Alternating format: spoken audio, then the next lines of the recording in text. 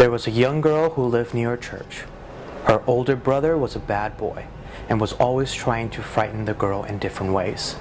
Eventually, she became so accustomed to his tricks that nothing could scare her. Every time she saw something strange, she assumed it was her brother, up to his tricks again. One day, the girl's mother sent her out with the family's washing and told her to hang it up in the churchyard to dry. When her basket was empty, she looked up and saw a figure dressed in white from head to toe, sitting on a tomb. Most kids would have fled in fear, but this little girl was not in the least bit alarmed. She believed it was just her brother playing a trick on her as usual. So she ran up to the white figure and shouted, "You can't scare me!"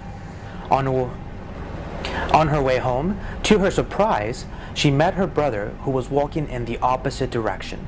She looked down at the piece of cloth in her hand and found it was moldy white cap, half full of earth and full of worms and maggots. The next morning, people who lived in the area were all talking about the ghost they had seen in the churchyard. They said it was sitting on a tombstone, dressed all in white except for its head, which was uncovered. They described it as the most horrible face they had ever seen. It was rotting and covered with maggots. Eventually, the girl told her mother that she had taken the ghost's white cap by mistake.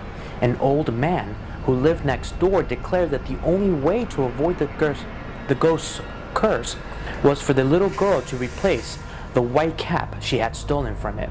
So that night, a crowd collected in the churchyard, and the little girl, shaking with fear, stepped forward and placed the white cap on the ghost's head.